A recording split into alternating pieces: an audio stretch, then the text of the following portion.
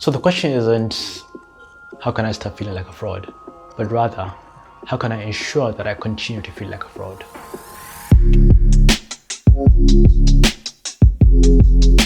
Hi, my name is Ibrahim, and I'm a Nigerian photographer and filmmaker based in Malaysia. Last year, I had the opportunity of being part of one of Seth Godin's Akimbo workshops. And during that workshop, I worked on the first draft of a travel memoir I'd been thinking of writing for years now. My target for that first draft was to come in around 70,000 words. It would be the longest thing I'd ever written in my life, so naturally, I was terrified. I was so unsure of myself that I had a hard time telling other people about it. In one of our first Zoom calls where I was supposed to introduce myself to other people in the workshop, I felt like I was lying to them when I told them that I was working on a book. Like a book. Me who's never written anything more than 5,000 words. Do I even have a book's worth of material in me, I wondered? Or am I just going to keep repeating myself like some of those non-fiction books I keep complaining about? Something that Seth has said is that if you're feeling like an imposter, it means you're onto something. It means you're stepping outside of your comfort zone. You're exploring a new space.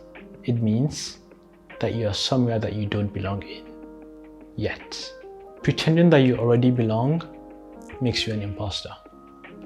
But that's not necessarily a bad thing. You see, when you're an artist who's constantly pushing themselves, then you'll always be living in that headspace where you're not quite sure whether or not the work you're doing will connect with an audience. The last thing you did might have connected, but there's no guarantee that the next one will. Art, after all, involves the artist stepping into the unknown, going into something with the full knowledge that it might not work. But being an artist also means taking that step and pretending that you already belong. That's how the work gets done. And the only way to know whether or not that book or song or video you're working on will connect with an audience is by putting it out there. The work is only complete when it comes in contact with an audience. For my birthday last year, because we were in a lockdown and we couldn't meet in person, I had a Zoom birthday party that had a segment where I asked my friends to tell me stories from their lives which contain lessons that have helped them. One of my friends told me this story about how she used to work at a women's center in Edinburgh, and in her first few days there, she noticed how all her colleagues were very outgoing and sociable. They would quickly approach the women who walked in and were always eager to help, while my friend sat quietly at her desk. She was so worried that she wasn't being as helpful as she could be, that she went up to her boss and suggested that perhaps, she might not be the best person for the job. But then her boss told her this thing that completely changed her perspective on the work, that completely changed my perspective when she told me. Not all the women who walk in here are the same, the boss said. Some would find the outgoing nature of your colleagues a bit overwhelming. And those women would prefer someone who was quieter, who was softer, someone who could match their energy. Someone like you. So the question we should all be asking then, those of us who are writers or filmmakers or content creators, is, who's our audience? Who are we out here to serve?